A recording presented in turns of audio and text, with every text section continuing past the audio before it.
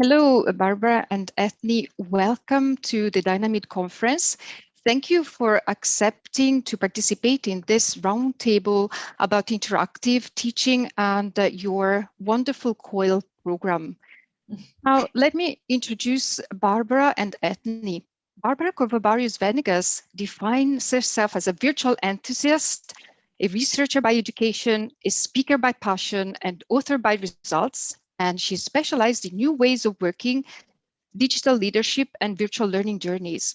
She's also the founder and the leader of the Virtual Space Here production. As an educator, Barbara Covarrubias has been designing virtual learning journeys for many years now. Her virtual exchange project, which she has conducted with her colleague Ethne and other international colleagues, is the Global Case Study Challenge, an award-winning global teaching project with over 600 students from 200 countries across the globe. Barbara works and teaches in English, Spanish, Italian, and German. Besides, she has developed a training concept titled Dance Your Way into Leadership. Ethnic Napish, Dr. Ethnic Napish, is passionate about people, communication, and connectivity. She's a practitioner academic educator and strives for extraordinary results. She's professor of intercultural management at Carinthia University of Applied Sciences, School of Management, where she's the head of a bachelor degree program in intercultural management. She has been working internationally for the past 20 years, mainly at universities. She's an advocate of the value of coherent theory and research in producing extraordinary practice. Ethne is also the president of an intercultural association called Sietar Ostra, and she's also curator of TEDx Klagenfurt, sorry for the pronunciation. She works in German and English, and she speaks French and Gaelic. Now, we want to hear this today, right? Grazie a Gaelic. Well, Tassulogum Gawishib Gomai.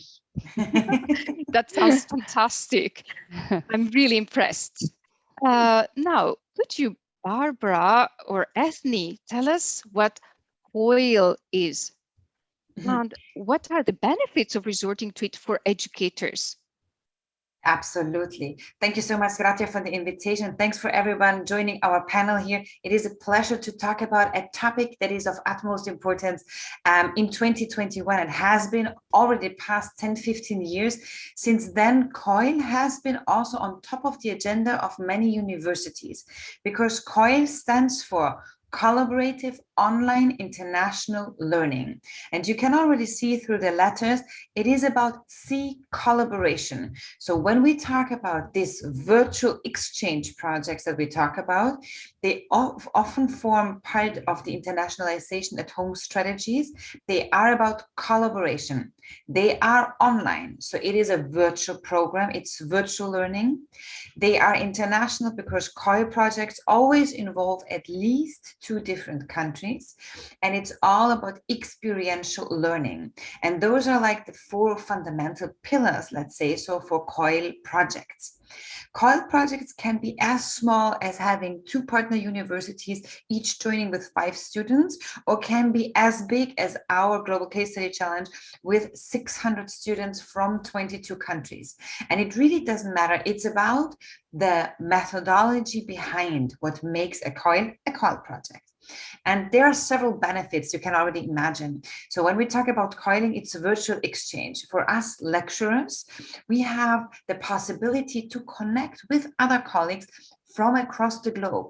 So what I see, for example, I have been COILing, let's use it as a verb now. I have been COILing with people from countries where I would have never had the possibility to fly to or have them come into Austria or Spain or wherever I'm teaching. So this is one super advantage benefit, of course. The other benefit is I can increase my network through that. Students gain this international, intercultural experience. And I also think for universities, for example, that are in a situation where it is not so easy to find, for example, Erasmus partners, because we do know Erasmus, that's a fight for all the good Erasmus partners, right? We know that it's that case, and COILing allows us to provide our students with an international perspective in small courses, in small units, without going abroad.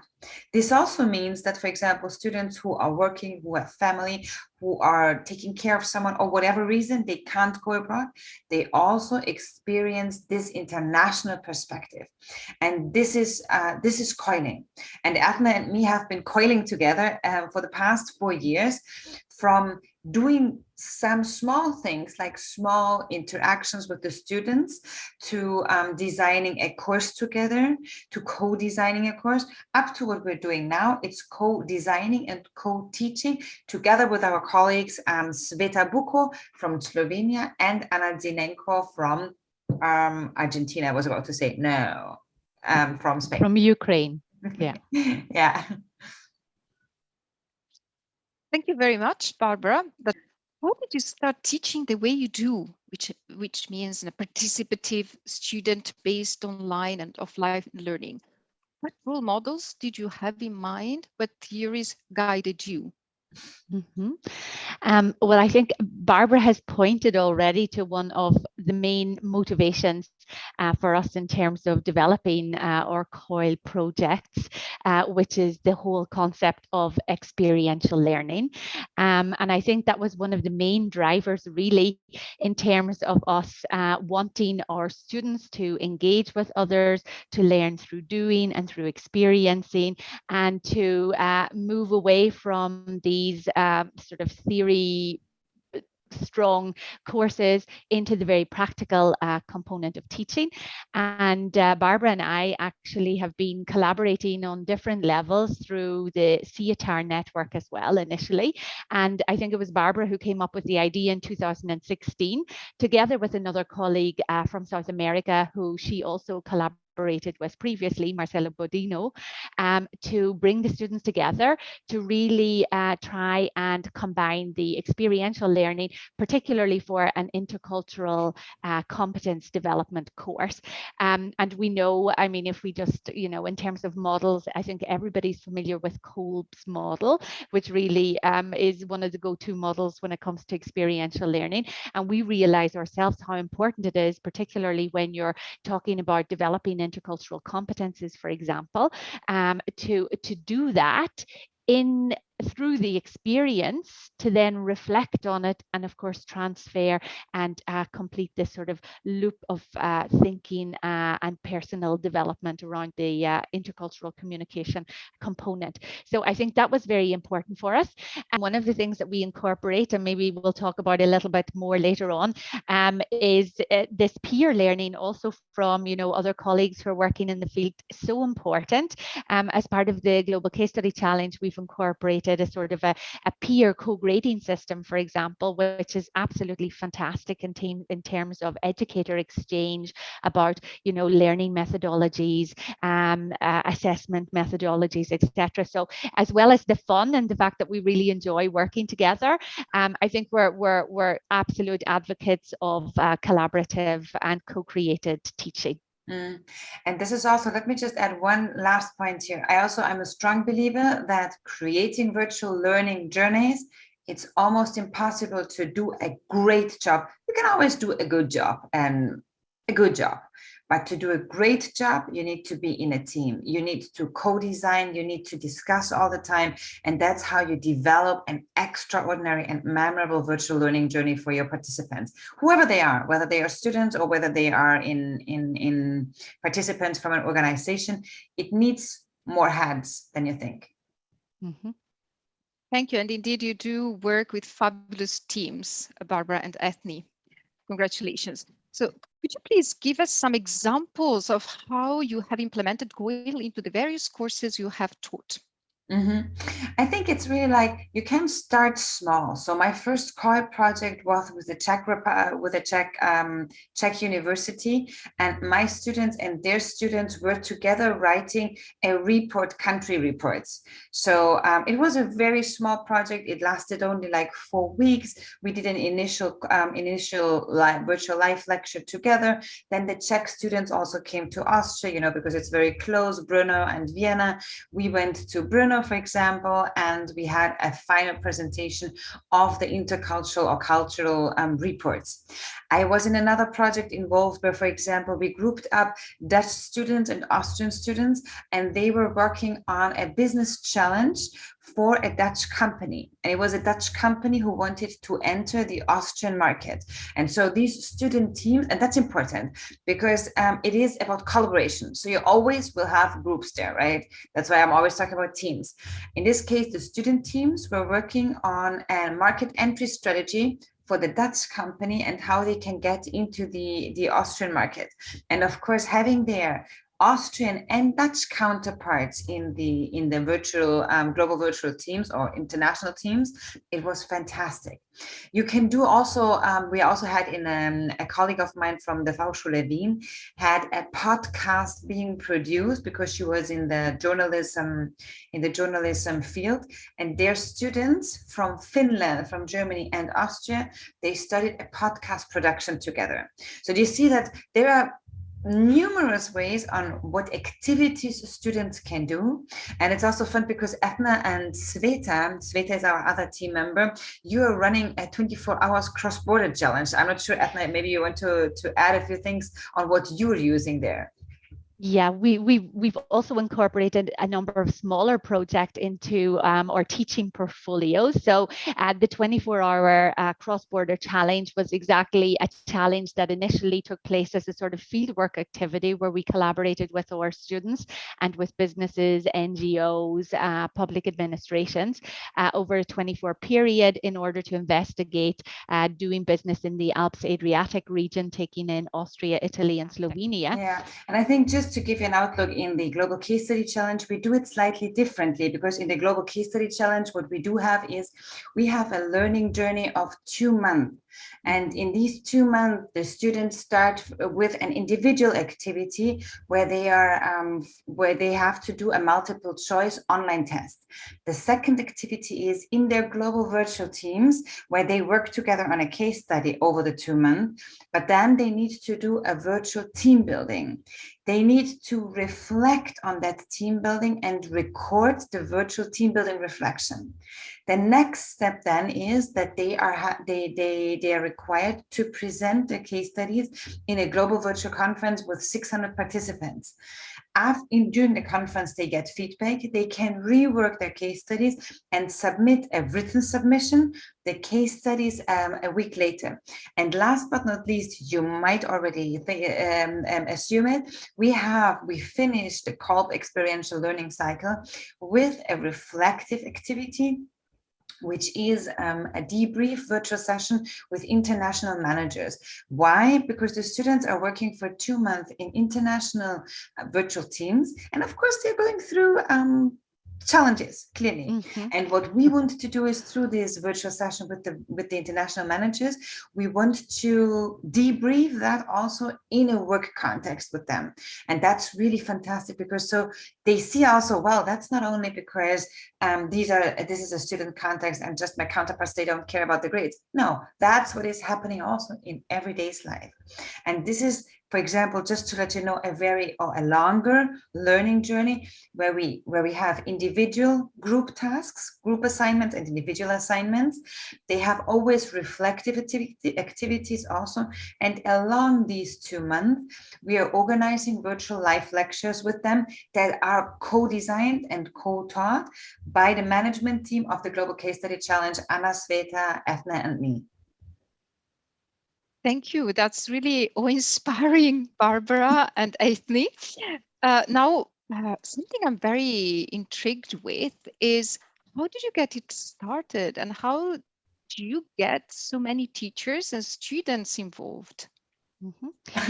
Yeah, well, I think that was actually quite easy because following the first two iterations, we'd already generated extremely valuable experience and also some results in terms of the development of the teaching and educational project, and we started presenting this also at conferences. So through the conferences, of course, we got some interest from other colleagues who, said they'd really love to get on board. They'd love to incorporate it into their courses.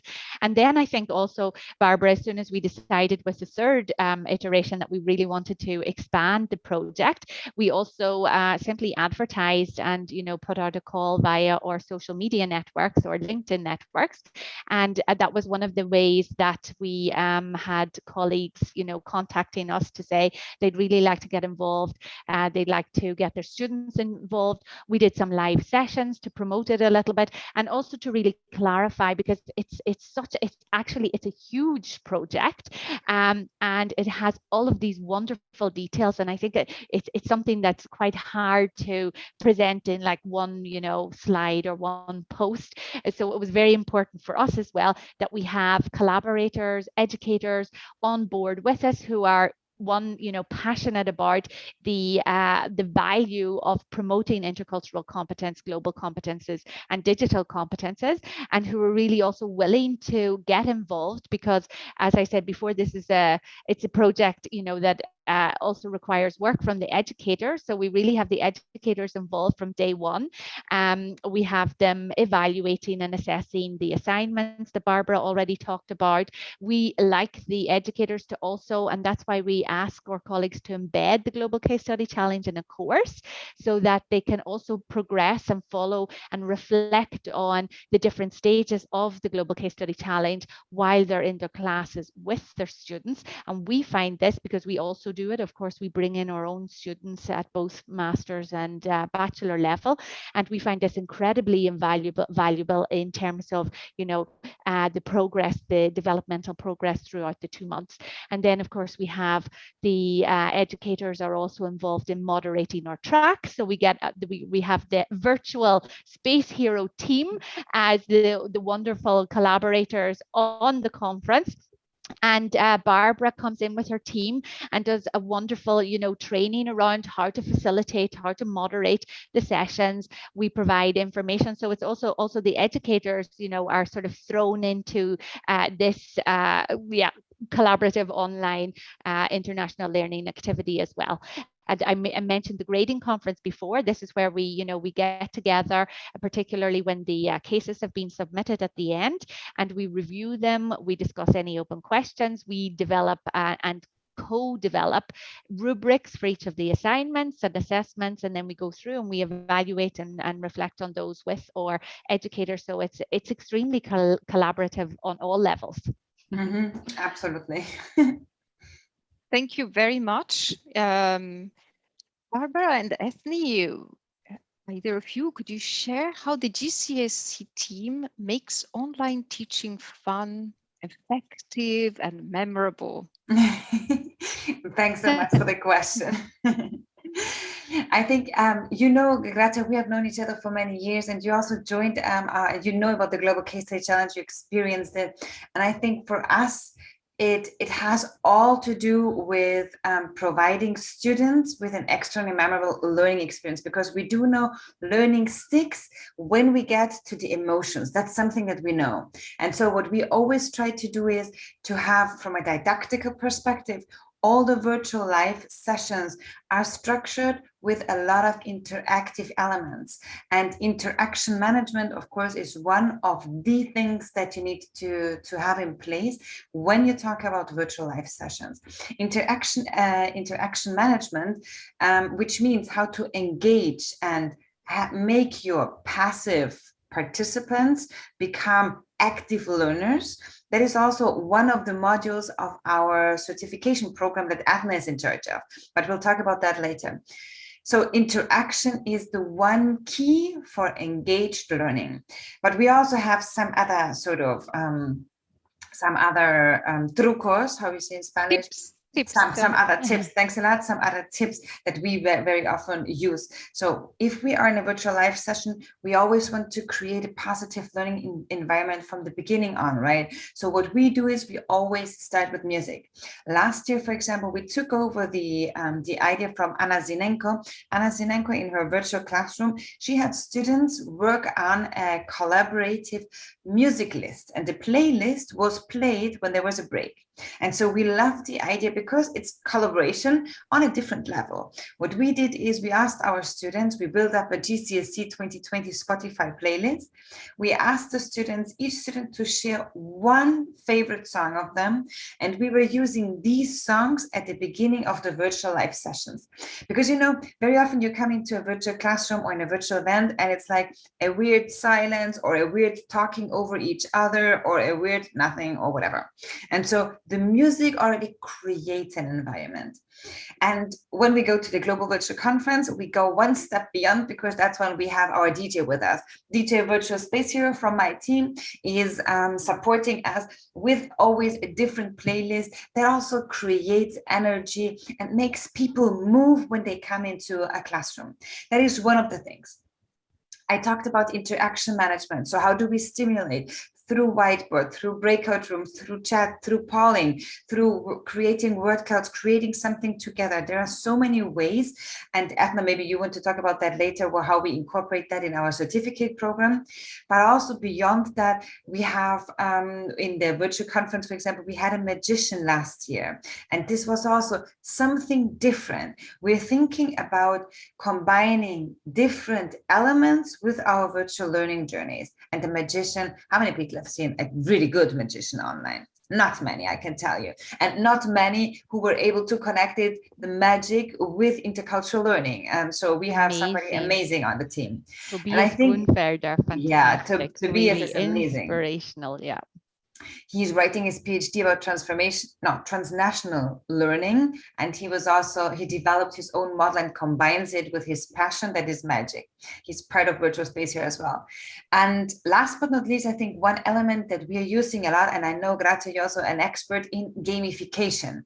So what we use before, during, and after the virtual live session is some gamification elements, whether it is a group competition, individual competition, whatsoever, that already spices everything up. So one example, what we did last year for the conference only, is the students were asked to come up with a creative picture where they display the 4 words of Global Case Study Challenge. So something that represents global, something that represents case, something that represents study, something that represents challenge. And we had wonderful pictures with cats, with, I don't know, people on a marathon running thing in the arena, right? In a stadium, trying to come up with different ways on displaying their concept of Global Case Study Challenge. And then we had a winner, we were selecting a winner, they were getting prizes and so on. We were using Miro, our cooperation partner, as a tool for this gamified element. Yeah, and maybe I can just add, because I mean, you know, I guess as educators or trainers, we go into a room, we're not always also, you know, feeling absolutely, you know, enthusiastic and full of energy, depending on the time of year. But we're also very careful about meeting a couple of minutes before we get into the room. So also, you know, we want to make sure that everything is set up properly, but we, you know, test the sound. So we already have music for ourselves in the background, which is fantastic.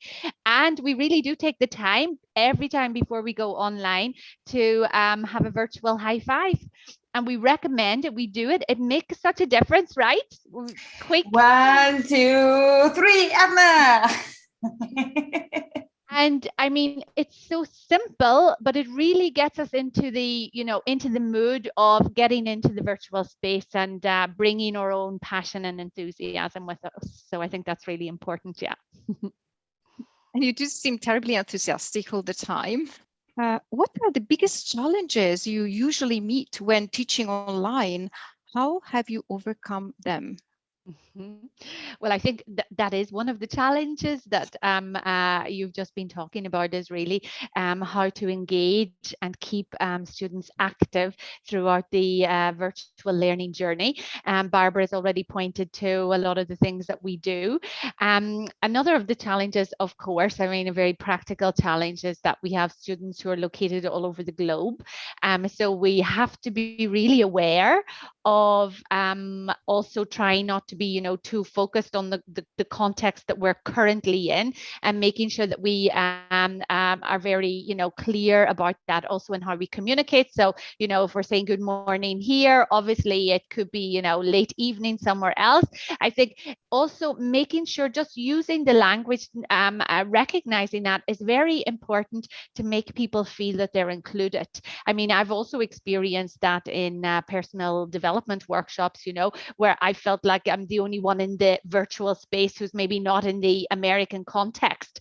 And it's really, I think, important to make everybody feel included, sorry, and creating an inclusive environment is important in itself. And I think that's one of the things that is very, it's almost easier to manage in a virtual space, partly than in a physical space, because we have all of these opportunities. We can have the chats, we can do the anonymous polling, we can have the whiteboard. People aren't going up to write on it, we're not moving. It's actually wonderful.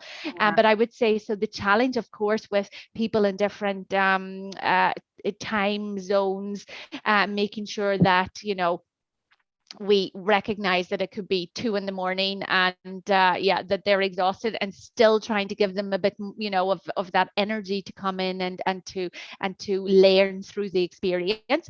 We also facilitate for that by organizing 2 different live sessions for every session that we hold. So we make sure that we're covering the time zones. That's very important, I think, to us.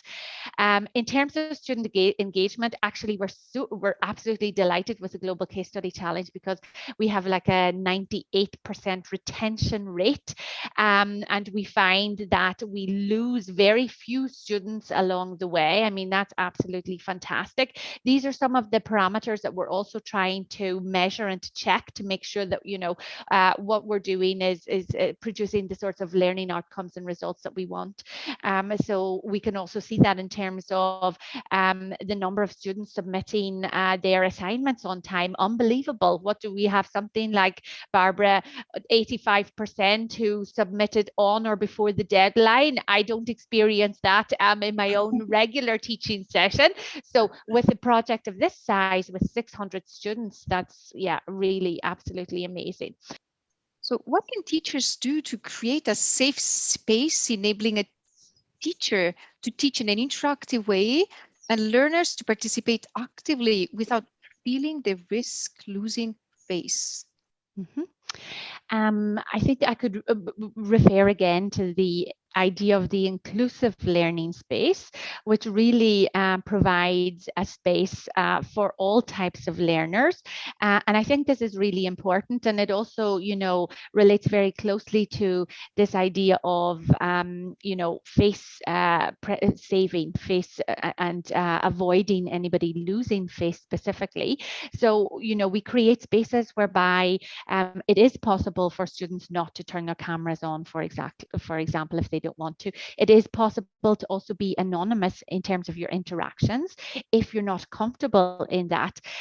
If you're in a situation maybe whereby one of the students is criticizing something that has been said, that is a point that can be discussed in a very small breakout room, where there's no forced interaction, because it's up to the group to develop the dynamic. So I think those are some of the things, using the chat function, having these polling functions, and also giving the students the possibility to reflect themselves, I think is really important. Yeah, I think there is one rule that I would always recommend. It's think, pair, share and share. So for those, for example, if you know that there are students who are not as comfortable to speak on camera, to speak alone and to discuss their own idea, if you make them reflect individually, think individually, then you pair them up in small breakout rooms. And if they come back and then they share, what very often happens in my experience is that the louder voices, they amplify also the lower voices. And that's a nice thing because you put them together, they discuss together, and when they come back, they have someone who also includes their voice, their ideas, and what was shared in their groups. Super tips, thank you. Can you also provide some further tips this time instead for teachers who wish to switch from teacher-centered online teaching to online student-based teaching, but don't know where to start from? Yeah, that's such a huge topic. And I think it's really just the essence is to get away from our content-driven lecture style teaching. I think this is the one thing that we all need to do more and more. We need to trust in our learners that they are capable of reading before and reading after the material we're providing them with, and use a flipped concept where the learners and the application of what we are delivering are in the center of the learning. And this is, of course, a way that these are things that you can perfectly do in a virtual space by sending out assignments before, include social learning or peer learning activities in between, and you still have the international component in COILing, because that would not be possible if you were in an in-presence setting, because you cannot group them up every other week, right, for some social learning components. And I think getting away from the content-driven teaching is the one and most important aspect that we all need to consider more. Barbara, and that reminding me, of course, of the certificate that we designed that, you know, is embedded in the Global Case Study Challenge, which is specifically to help people in terms of learning, design, and facilitation in a virtual space. Because for a lot of people, and we know it from the colleagues that we work with as well, and from our experience, it's quite difficult also sometimes to put yourself in that position where you're maybe uncomfortable and haven't done it before. Which is one of the reasons, you know, that motivated us to create a certificate program alongside the Global Case Study Challenge, so that we could also show educators, trainers, consultants, anybody who's interested in moving exactly into that sort of learner-centered virtual space, how they can do it, maintaining the didactical concepts and the, you know, the content that they use, but really just changing the format and making it effective for virtual learning. And it's all about, it's a transformational journey. It's 2.5 months long, a transformational journey. I think why we also call it transformational and experiential is because moving your virtual, your in-presence classroom or your in-presence training to the virtual space, what happened quite a lot last year, it was converting. So we take something from the in-presence setting, we somehow convert it to the virtual space.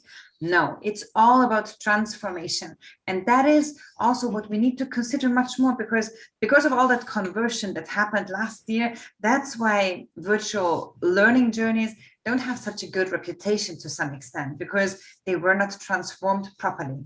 Mm-hmm. And maybe in terms of this idea of, you know, safe spaces, also I think as educators, we have to be authentic enough to, you know, show our vulnerability a little bit.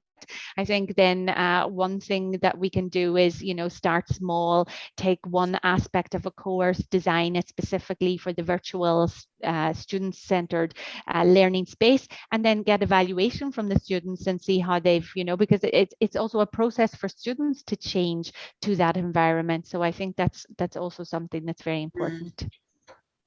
Indeed, yes, and I did attend your transformative certification program, and it did help me a lot move from emergency online teaching to engaging online teaching for my students.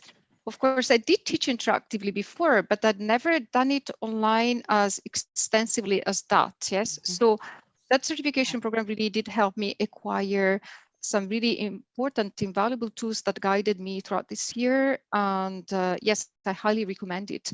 Thank you very much, in fact. Thanks, Now, Grazia. do you think that the Global Case Study Challenge could be used as a model for teachers who wish to use COIL in the field of emerging diseases? And we'll close on that. Mm-hmm. I think absolutely. The Global Case Study Challenge itself, we are open for collaboration and for educators, participants, students, learners from across the globe and from different disciplines. Because as we mentioned before, this year we are offering an intercultural onboarding to say, so an intercultural training session beforehand for those who are not coming with that background.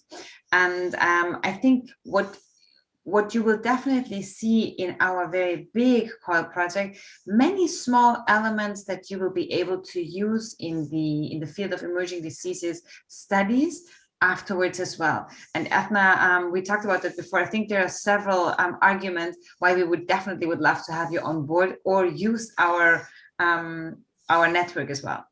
Yeah, but I think exactly as Barbara said, the concept and design of the Global Case Study Challenge is absolutely transferable, really, also to any discipline. I mean, we're absolutely delighted to, extend the disciplines joining us, but it's also a transferable concept. So for something like the field of studies that you're talking about in terms of emerging diseases, I mean, how wonderful to have people from across the globe, also from the same subject area, sharing knowledge and experience with each other in this form of teaching and learning experience. Absolutely fantastic. Thank you. This was awesome. You've been so generous. I'm sure that all of your answers will certainly inspire a lot of the participants. And I hope they will be asking you some questions, in fact, following this session. Thanks again. Thank you so much. You're very welcome. Thank you. For everyone out there, we have also a webpage, globalcasestudychallenge.com, as easy as it sounds, globalcasestudychallenge.com, where you can find all the information. But now we're here to answer all your questions as well, right? Yeah, fantastic. Thank you.